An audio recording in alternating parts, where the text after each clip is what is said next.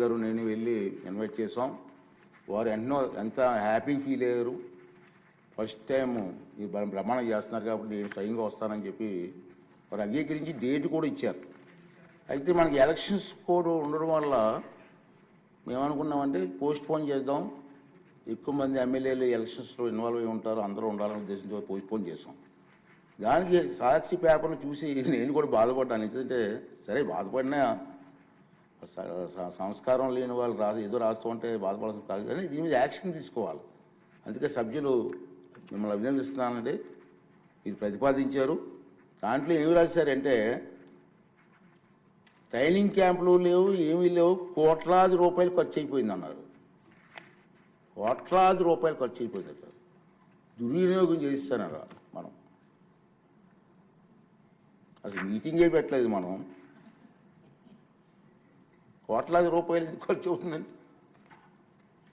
ఆఖరికి parliament speaker గారు కూడా ఫ్లైట్ టికెట్లు కూడా అతని డబ్బు తీరు కొనుక్కున్నారు. ఇలా ఇష్టం వచ్చినట్టు రాయడం కూడా బాధ అనిపించింది. కానీ మన సభ్యులు గౌరవ సభ్యులను అభినందిస్తానండి. మీరు లేవనెత్తారు.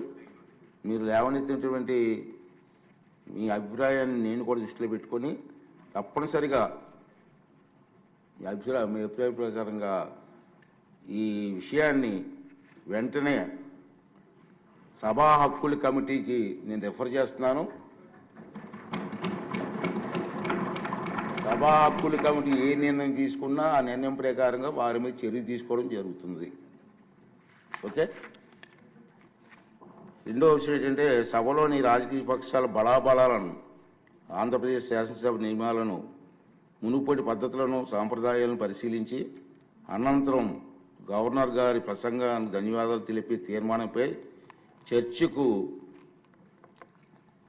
సుమారు 5 గంటల సమయాన్ని కేటాయించడం అయింది.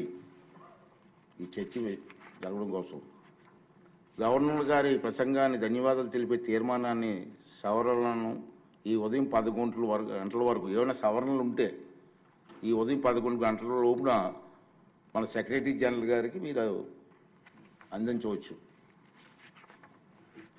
ఇప్పుడు గవర్నర్ గారి ప్రసంగాన్ని ధన్యవాదాలు తెలిపే తీర్మానాన్ని ప్రతిపాదించవలసిందిగా శ్రీ కోన రవికుమార్ గారిని కోరుతున్నాను.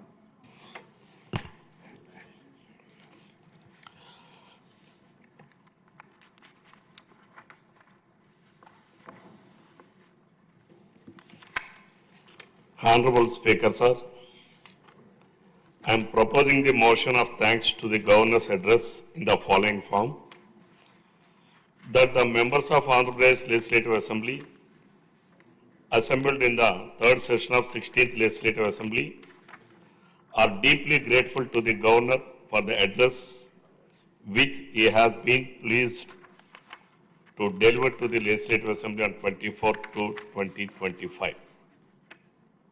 ఇప్పుడు గవర్నర్ గారి ప్రసంగానికి ధన్యవాదాలు తీర్మానంపై చర్చ. రవికుమార్ గారు. ముందుగా మీకు